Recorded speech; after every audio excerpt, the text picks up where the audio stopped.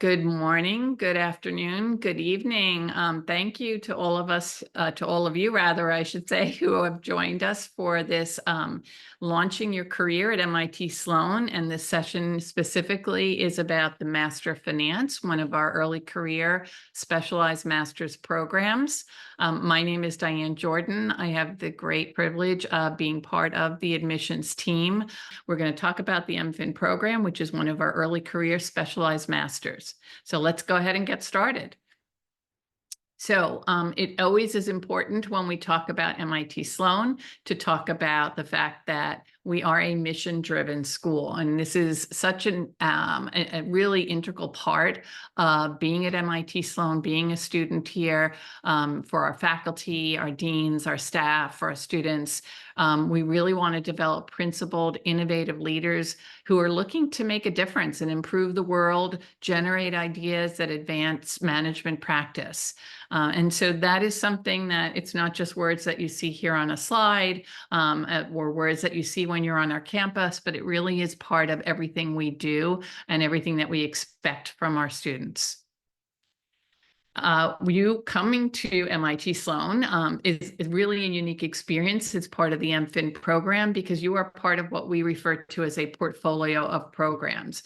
And that means on sort of a very fundamental level that while you are coming specifically to enroll in the courses, both the required as well as other electives for the MFIn program, the fact of the matter is that especially when you engage in the community at MIT and MIT Sloan, whether that be through elective courses, clubs, conferences, part of student council, other activities, you will be collaborating and engaging with anyone who is part of, again, these portfolio programs. And we address educational needs of individuals starting very early on through, right after university. So through our business analytics, is also one of our other specialized master's programs. And typically they have very little full-time work experience. Our MFIn program, I'll talk in more detail about the specifics around that, but all the way through individuals who are coming with many years of full-time work experience. So our Sloan Fellow MBAs, for example, have on average 10 years of full-time work experience and more. And so the benefit for you is in this world, having those connections and making those connections as part of your networking is going to be invaluable as you hopefully move on and advance your careers for a lifetime. So let's dig into the MFIn program and talk exactly about what you can expect. So the program was launched in 2008. By the way, a lot of this information is information that is available on our website. But we used to think of the MFIn program as a very new program to MIT Sloan, and in fact, it's now been around for a long time. And we launched it during a very challenging time in the world because it was, a global financial crisis going on. But our faculty felt really strongly that we needed to train individuals who are going into the field of finance better. And so that's a big reason why we started this program. And it really is a hands-on quantitative program. It's applying math, statistics. We're solving real-world problems in business and society. Now, the program is designed to be delivered in 18 months. However, there is a 12-month option. You'll see that if you decide that you want to apply. And by the way, the application is live on our website, so absolutely take a look at it. But I will tell you that the 12-month option is primarily geared to individuals who maybe have 1 to 2 years or a little bit more of full-time work experience. So if you are someone who's maybe had some internships, maybe never even had any finance exposure, whether that's through your courses at the bachelor's or undergraduate level, or even in, again, internships, that's okay. But the 18-month is really going to be helpful to you. And I'll talk a little bit more about that later on. We are a STEM designated degree. So what does that mean? From the standpoint of potential employers, it sends a very strong message that we have built in very rigorous programming, especially around math and statistics. So that's how we were able to get the STEM, which is science, technology, engineering, and mathematics designation by the US government. It also means if you are an international student that you have the opportunity to not only have the 12 months of optional practical training, OPT, but another 24 months to build onto that and to work in the United States if that is something that you just wish to do. And we have sources, career resources that are going to help support you in your quest to be able to land opportunities in the US. Action learning is a hallmark of what we do at MIT. It basically is taking what you've learned in the classroom and applying it in very practical terms. There are many ways to do that in the MFIn program. In particular, one of the action learning labs, for all intents and purposes, those are courses, is called Finance Lab or FinLab. Most MFIn students take advantage of it. There's also pro seminars in corporate finance and capital markets. And essentially what you're doing is you're working on a high impact challenge that a company sponsor has and is looking for really smart MIT students to solve. We also have some concentration. So for example, if you know that you are more interested on the very quantitative side of finance, financial engineering is one of our concentrations. You can do one. They are optional, so they are not in any way required or prerequisites to applying to the program, despite the fact that we do ask if you have an interest in the concentration, which one would it be? It is completely non-binding. It's really a way for us to get a sense of potential students or applicants, what they're most interested in if they were to come to the MFIn program. So this is just a snapshot of what the timeline looks like if you were to come to the MFIn program. I'm not going to spend a lot of time on it because this is something that you can also take a look at on our website. But one important aspect is that the MFIn program starts in the summer with a full in-person residential summer term. Typically, it's July 1st. There's a few days of orientation, and then there's some core courses. I know for those of you who are coming directly from university, it feels like, wow, I just finished university in May or June, and now I have to launch right into my grad school. But I can guarantee you that there is really a lot of advantage to being able to do that. Come for the summer, really bond with your fellow classmates. There aren't a lot of people who are on campus, with the exception of one of our other executive programs. So you've really got the campus to yourselves to sort of get a feel for it. If you've never been in the Boston or Cambridge areas, it's again a great way to get assimilated before you then move into the fall term when all the other students will be on campus and things get pretty hectic, frenetic. There's a lot going on. It's great because again, you'll be able to, really dive into the core courses in addition to what you've learned over the summer term. And then in January, we have something we call the Independent Activities Period or IAP. There are no classes across MIT. And so this is again where that hallmark of action learning comes into play.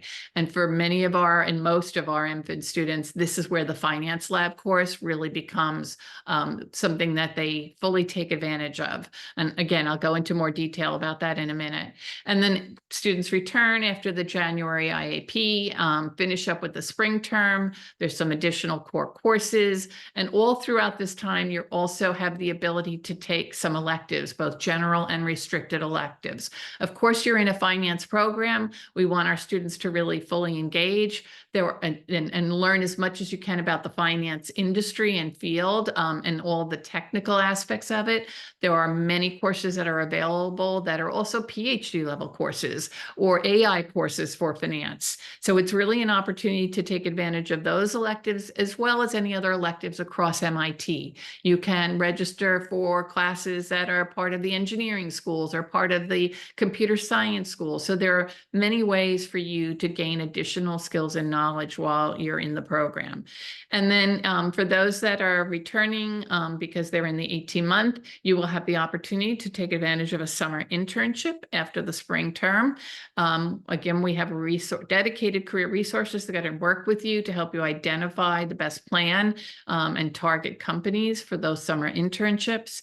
And then after you complete the internship, if you're in the 18-month, you're going to return for a second fall term and complete your degree requirements, additional electives. If you choose a master's thesis, perhaps, as in some cases, we have a handful of students who want to go on and apply for a PhD. That's going to be really valuable. And students who are enrolled in the 12-month will complete their degree requirements in the spring term. So I know that's a lot to cover, but I want to make sure I also talk about our faculty. Of course, we're like any school. We tout our faculty. They're amazing. Many of them have actually written the textbooks on modern finance methodologies. This is just a few of them we want to highlight who are very much involved in the MFIn program directly. Geeta Rao in particular is one of the associate faculty directors. Leonid Kogan is now the MFIn program faculty director, included in addition to being a full-time faculty member. Bob Merton, some of you may be familiar with his name. He was one of the creators of the Black-Scholes-Merton asset pricing methodology. Hui Chen is also well known in the field for the work that he does around financial engineering, and Rodrigo Verde, who oversees as a faculty member, but also oversees all of our MIT Sloan portfolio of programs. Many, many faculty who are involved. And if you're interested in learning more about what they do, just go to the finance faculty website and you can see some of the research that they've worked on. So let's talk about, in particular, the action learning aspect that I mentioned earlier, the finance lab. It's not the only action learning course, but is, again, the one that most MFIn students, for hopefully obvious reasons, take advantage of. This is an opportunity to address practical business problems. Many of the projects involve either investment research, business strategy, risk measurement, social impact. So you'll work with teams of 3 or 4 other students, matched with a company sponsor who has a high impact challenge that they really want some real-time solutions. And so while this is not an internship per se, it is an opportunity to engage with a company sponsor and really get to understand that particular firm and their business. Our faculty advisor works with the company sponsors, determines the best projects that are going to meet the academic milestones, as well as be of interest to the students.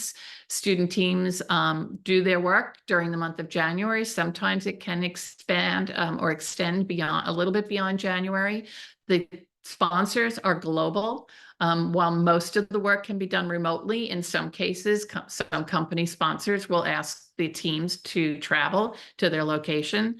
It really just depends on each individual sponsor. And then the culmination of the project or the course is really a presentation both to students, the faculty, and the company sponsor.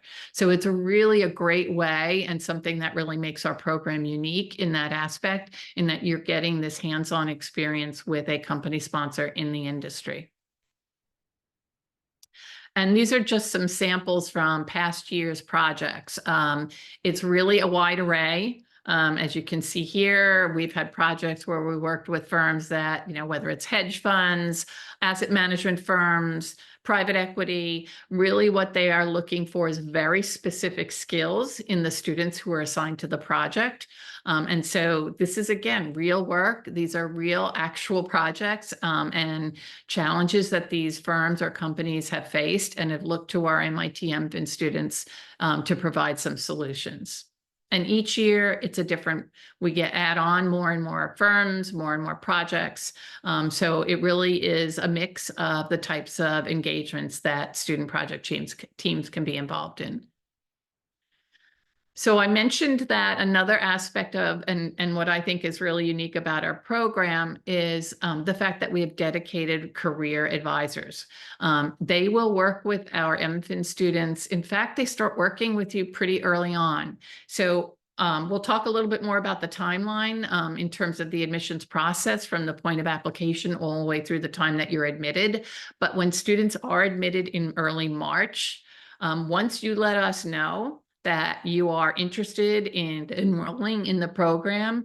And in particular, if you are interested in certain finance sectors, for example, traditional iBanking, that will start early recruiting, we are going to give you that early online access. We've got an investment banking primer that we offer to admitted students who let us know they're going to enroll. It's because we want you to be able to have all the advantages and leverage those opportunities and networking for those types of opportunities. But in addition, we're also going to offer throughout the time that you're in the program, career fairs and treks.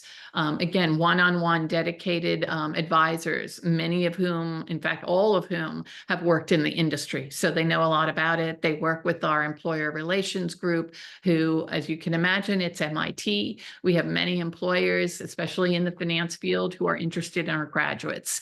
We have Career Corps, there's on-campus recruiting, networking with alumni, and again, employers. And not only do you have access to our dedicated MIT Sloan advisors, you also have access to the general MIT career office and any of the resources that they provide. So again, some additional aspects of what our career, we call them the CDO, Career Development Office, offers to MFIn students. Most of this is what you might expect. It's really putting together a plan and a target list of companies, how to network, how to approach those companies, when are they available, what are their timelines, attending events, again, building your network and taking advantage of all of the technical aspects that we offer, whether it's mock interviews, resume and cover letters, even down to when you get those offers, which is an exciting time for our students to be able to negotiate. How do I know when to accept an offer, or how to accept an offer or negotiate that? So these are the kinds of resources that our career office is going to provide for MFIn students. Again, we start early on from the time you're admitted and you tell us you're planning to enroll, all the way through the time that you're with us in the program and even beyond. And this is just a sample of some of the job titles, as well as companies or firms that our graduates have been hired into. These should be all familiar names to you. They're global. It's if you are really interested in learning more, and maybe Rachel or Catherine could put it in the chat or in the Q&A, a link to our employment reports. There's a lot of detail about not only the company names and titles, but percentage of students to go into particular roles. So if you're more interested in the quant side, quant trading and research roles, if you're interested in investment banking, the percentage of students in the most recent classes that have gone into those functional areas of finance, as well as salaries, locations. So it's a really detailed reports. And again, I encourage you, if you're interested, to go ahead and take a look at those reports. They are on our website. And our career office does have a general website that you can take a look at now as well. And again, just to look at some of the outcomes, this is from the February 2024 employment report. So as I mentioned earlier, our program, while it is not strictly a financial engineering program, it really takes from both financial economics, financial engineering, as well as modern finance methodologies, and pulls it all together, because we believe it is really important for you to not only understand the technical aspects, but also whether you're going into a quant role or you're going into a more traditional iBanking, you need to have those kinds of skills, but you also need to understand the fundamentals of how markets behave. And so as you can see from this most recent report, we've got a little over 24% going into quant research and data science, another 19% in traditional iBanking or M&A, more 13, almost 14% into quant trading and sales, and they're all over the world. And so again, when we look at our class, and that is our class profile of the class that just entered this summer. So they're almost completed their summer term, which is exciting. They have a little bit of break. Some of them are taking advantage of it by going on a trek that we offer each summer to our students. This year, they are actually going to Puerto Rico and going to do a little trek before they come back to start the fall term. But as you can see from this, 93% of our students are international. And if you go back to the career employment report, we have 50% almost who are in the United States. So it tells you a lot about the fact that our students are really looked for from employers, particularly in the United States, but all over the world. And so the current class size is 118 students. We are typically looking at about 120 in any given year. Majors, undergraduate majors across the board. So while you might think, well, I need to have a finance background or lots of finance internships or courses, that absolutely is not necessarily the case. In fact, if you look at this, 31% of our students are coming from the sciences or mathematics, and then a strong percentage from computer science, economics, business, and engineering. We can train you, we can teach you what you need to know to be a finance professional. We are looking for students who have strong problem solving and analytical skills. And so again, if you look at this current class, 29 different countries represented, they have on average 13 months of work experience. That includes internships. So the majority of them, 69%, applied while they're still at university, getting a bachelor's degree or some sort of undergraduate degree with only internship experience. And 92% are coming from a STEM bachelor's program. So this is just a quick snapshot. You know, it's something to think about as you're thinking about, is it the right fit and program for me? But I would say, again, we are here to help you and to provide some information along the way, especially as you consider getting involved at MIT and what that includes.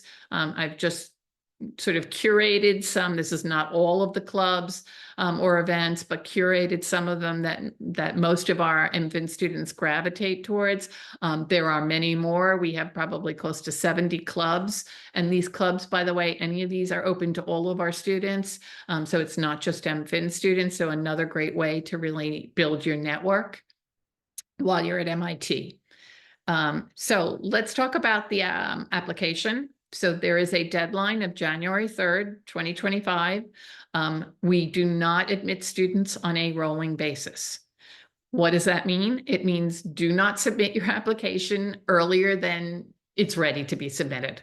We are not going to, I promise you, we are not doing anything with your applications before the January 3rd deadline. So do not rush to submit. That's probably the most important tip I can give you as prospective students. The checklist, it includes materials and components that you are likely to find from other schools that you might be applying to. We're looking for academic transcripts. Tell us about any awards and achievements you've had. We want a resume. It's a one-page resume. We have some specific outline for what we want you to include on that resume and what it should look like. We have some short answer questions, your professional experience and goals. We have another question that we want to know a little bit more about you. What has shaped you in terms of your background and experiences thus far? There's a 60-second video. It's a introduction to your future classmates. It is not intended to be overly rehearsed. It's really just a way for us to get to know you a little bit better, but also, again, what would you like to say to your potentially future classmates in the MFIN program? And then there's also a second video question once you've completed all the application components. It's a randomized question. It's open-ended. There's no advanced prep. It is not technical in any aspect or respect. But again, just another way for us to get to know you a little bit better. And then we do require 3 letters of recommendation. For anyone who's coming directly from university, we would like you to provide us at least 2 academic and 1 professional. And the professional really should be from the most recent internship that you've had, and that manager at that internship. If you have been working a couple of years, then it's okay if you would like to give us 2 professional and 1 academic. But these are really important. We look at everything in your application. We ask for all these materials because we are interested in knowing more about you.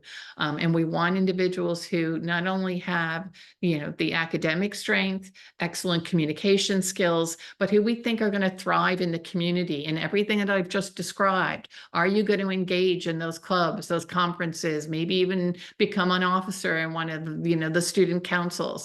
materials. So those are the sorts of things that we're looking for as part of all the application materials. So it's important, again, to also, as another quick tip, make sure you get to your recommenders early.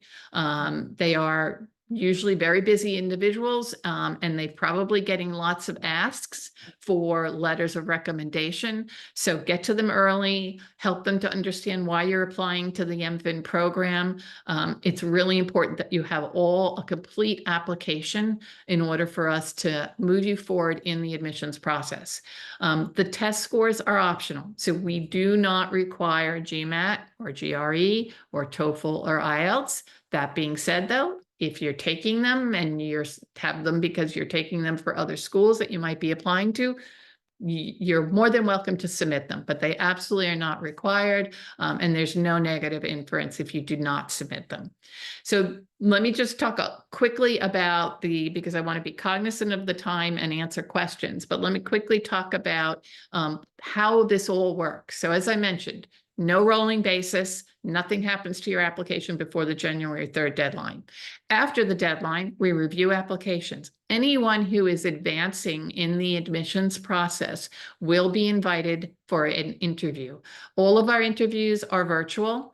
There are one-on-one interview that are typically more behavioral based, looking at some of the competencies, a lot of what I've just talked about as part of this session. But also, we want to get a better sense of who you are and what's your passion and commitment to wanting to learn about finance and embark on a career in finance. This is not just about your first job out of the program. This is about hopefully a lifetime career in the field of finance. So these are some of the things that we're going to be looking to talk to you about as part of the interview. In addition, there will be a separate part of the interview process is an assessment. We have not established what those will look like yet, but typically it's been math and coding. If you do not have any programming language familiarity of any kind, I would highly encourage you, as part of developing your application and moving forward, to take an online course in Python. That is the one programming language that is really valuable in the MFIN program. And in fact, you will have to pass a course in Python. So why not get started earlier? It's really important. So it doesn't matter what online course it is. You don't have to be at an advanced level, but have some familiarity with Python. So what happens is you have the interviews. Typically, those interviews will take place during the month of February. Again, as I mentioned, they are virtual, and it'll be one-on-one with an admissions professional. After the interviews, we have an admissions committee, and the committee will then make the decisions as to who is going to be admitted. We'll let you know in March if you've been admitted to the program, and then you have until April 15th to let us know.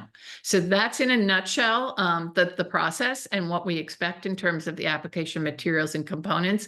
We will be offering later on in, I believe, the end of November, should be up on our website soon, if not already, an application tips webinar. So we'll go into a lot more detail about the application components. But if you haven't had an opportunity to look at it yet, I encourage you to do so now. Start to get familiar with it, figure out who my recommenders are going to be, start reaching out to them. It's really well worth the effort. I know that we have, again, as I mentioned earlier, we have over 90% of our students are coming from around the globe, many of whom are outside of the United States. And so if you've never been to either the MIT campus or this area, it's really a lovely location. We are right along what is known as the Charles River in Cambridge. It's part of what is known as Kendall Square, which is often referred to as the most innovative square mile on the planet. A lot of the major tech firms, biotech, are all in our backyard.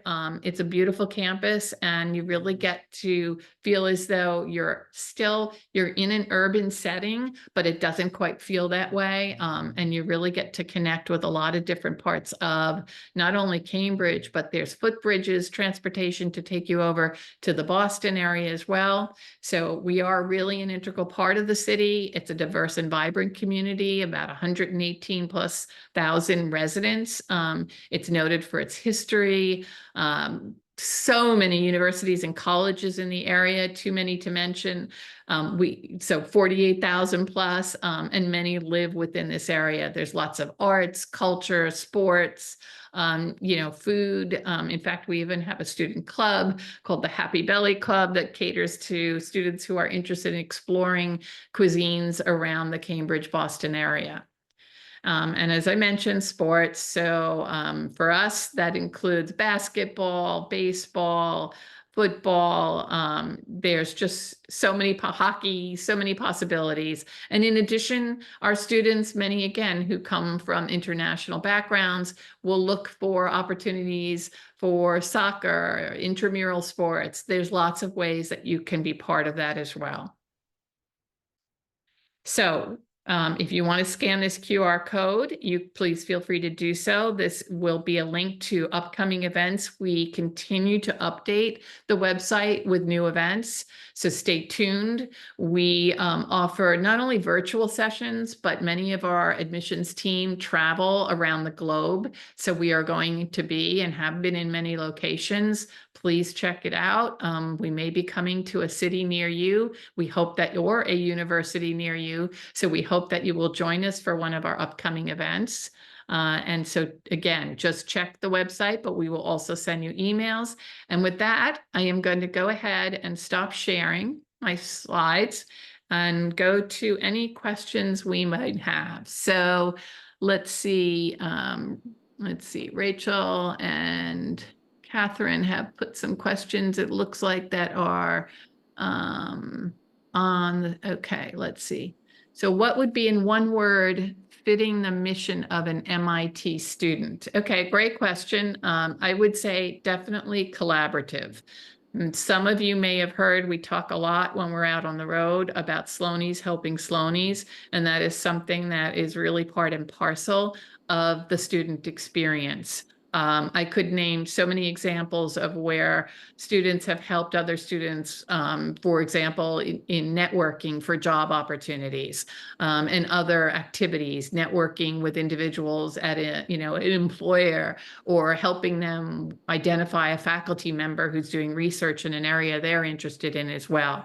So I think that is very much a part of what's built into the DNA of MIT Sloan. And so for MFIn students, being collaborative and the school itself, Sloanies helping Sloanies, is really a big part of it. Thanks for asking. Yeah, that's a great question. Sorry. Diane. Oh, no, Yeah. it's okay. I just wanted to summarize because there are a few questions about the level of experience, MFIN Yep. being an early career program.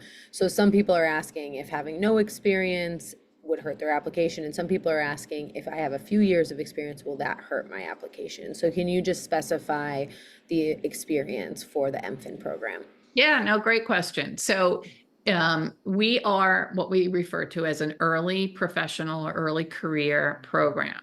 And again, when you look at that class profile, it's fairly consistent year over year. And as I said, I've been involved in this program for more than 10 years now. The majority of students are coming directly from university. And so what they've had is perhaps some internships. Some students have longer than summer internships, depending on their university. Some may have had an opportunity to do a couple of 6-month internships. But again, most of our students are coming directly from university.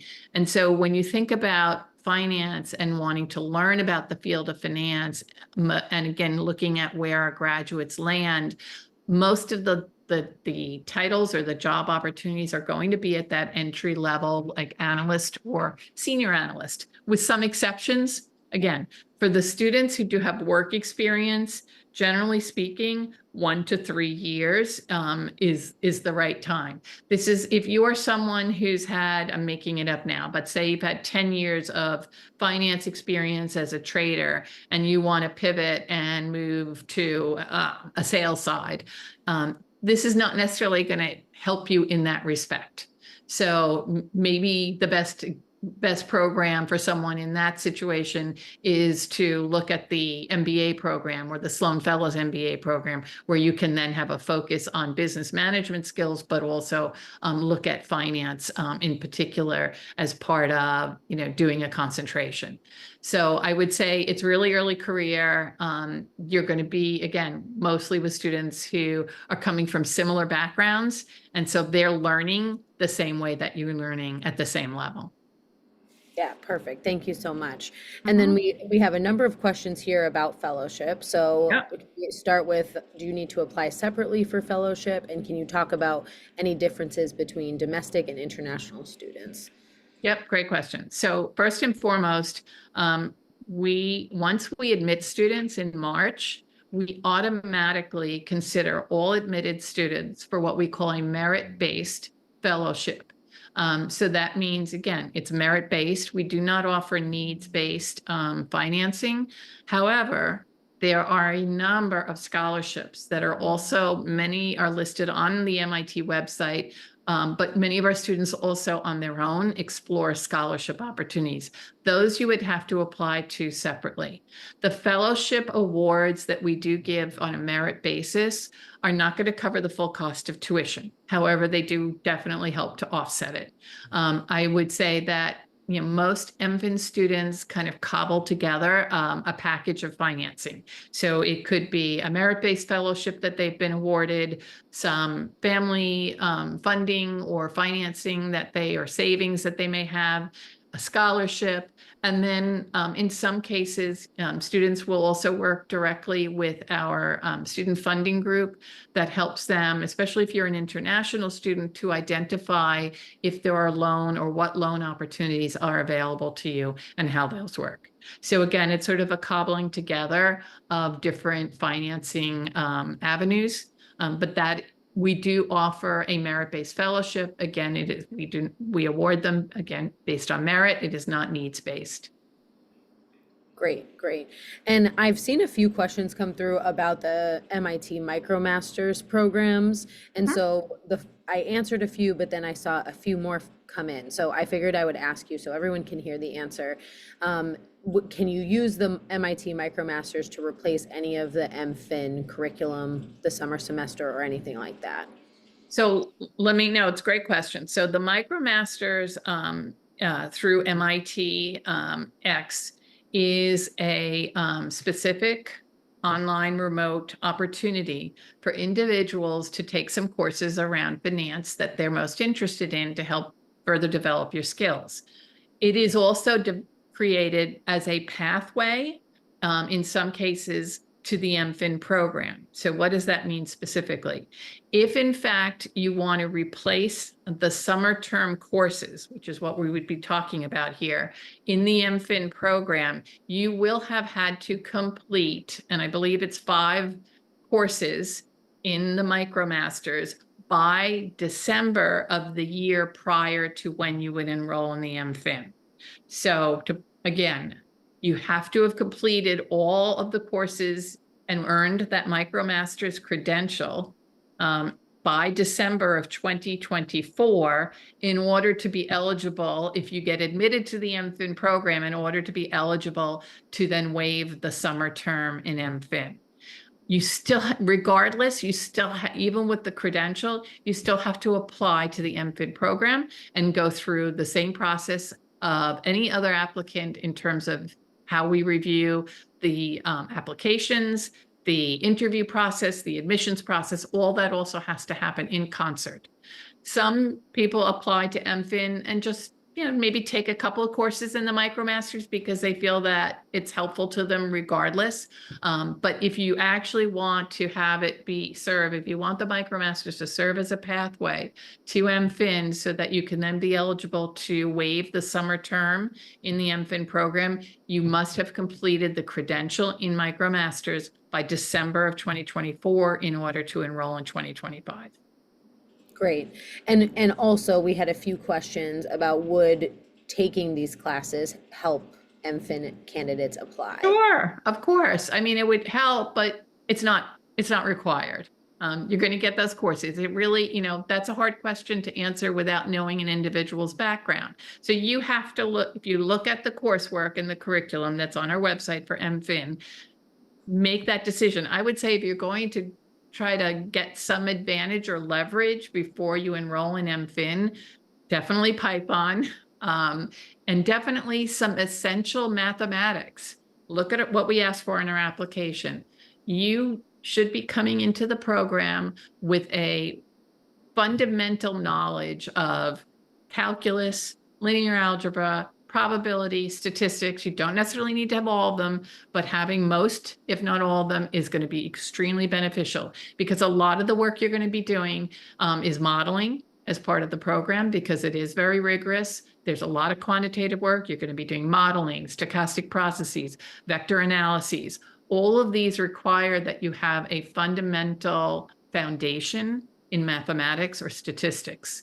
So financial economics or econometrics, these are all areas that are really going to benefit you and help you. When you come into the program, yes, you're going to be learning a lot, but you also want to feel that in addition to getting through the coursework, that you have the ability to engage in the community that I talked about as part of this conversation.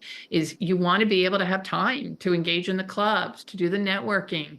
You come in the summer, and recruiting for some finance areas starts right away. And then in the fall, you're on campus, all the other students are on campus, the clubs are extremely active, the conferences, the speaker series. So you want to be able to feel that you can balance what you need to do to get through the coursework with all the other aspects of your time and student experience. Yeah, that's great, Diane. Thank you. And is there anything else you would add to clarify the coding requirement for the program? We got a few questions about what type of coding students need and how they can show us that in the application. Yep, there's no requirement. So we have absolutely no prerequisites. What we tell you is what we recommend. But again, it's because we want you to thrive in the program, and we want you to be able to engage in the community as part of what you're doing at MIT. The one coding, if I were going to tell you which one to go after, if you would like to do it, I would say Python is the one. Does not have to be advanced, but some familiarity with Python is going to be really valuable. So take an online course. There's tons of them out there. Doesn't matter which one you take. And you can let us know in the application if you've taken an online course in Python. That's great.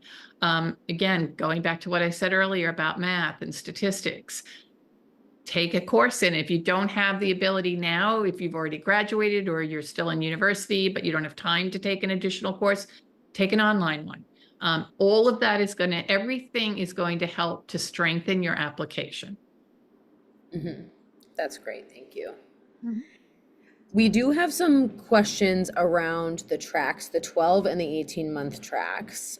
Some students are wondering if they were to apply for the 12 months, if admissions felt that 18 months was more appropriate, would we then make that recommendation, or would they need to reapply? And if you can explain that process. Yep, that's a great question. So the application will ask you if you're interested in the 12-month and why, because the program is designed to be delivered in 18 months, especially because it is an early career or pre-professional. So when we know that most students are coming directly from university and have only internship experiences. Some of those internship experiences may be in finance, some of them may not. If you are someone, particularly if you're an international student and you're interested in doing an internship or working, I should say, in the United States, and you have little or no finance internships to speak of, the 18-month is going to be your best option. And we will discuss it with you as part of, if you move on to the interview stage of admissions, we will talk to you if you've asked for the 12-month about that option or choice. And it can change. You would not have to fill out another application, though. It would just be a conversation with the interviewer if we felt that it warranted further discussion as to why you chose the 12-month. But we have individuals who do come to the program who are being sponsored or being asked by their employers to actually take the MFIN program, and they only have a year to do it. So in that case, it really does make sense. But let's just say, for argument's sake, that you sign up for the 18-month, you get admitted to it, After the summer term, there is an opportunity to have a conversation with the program office about your desire and wish to move to the fast track. And so it's not completely impossible, but it will depend on a number of factors after the summer term. If you decide that, you know what, I signed up for the 18-month, I realize now after the summer term, I've done well academically in the summer term, I've already started my recruiting. It's something that is not impossible, but it is certainly something that can be done. So don't feel totally locked in. But I would highly encourage you, again, if you are someone coming directly out of university with only internship experiences, you want the 18-month. That's great. That's great. Thank you. We've answered so many questions and we're coming up on time. I know. I'll just leave you with one last question. Do we have any in-person events taking place in Cambridge coming up? And Diane did share the slide. Please take a look at our website. We have a ton of events in person and virtually coming up this fall for you to continue to ask your questions and learn more. Thank you so much, Diane. That was really helpful. Okay, well, thank you everyone for attending. Definitely stay tuned. Please take a look at the application. As I said, it's live. Take a look at where we're going to be in person as well as future virtual events. And we hope this has been helpful to you as well. And we look forward to seeing your applications. Thanks again, everyone.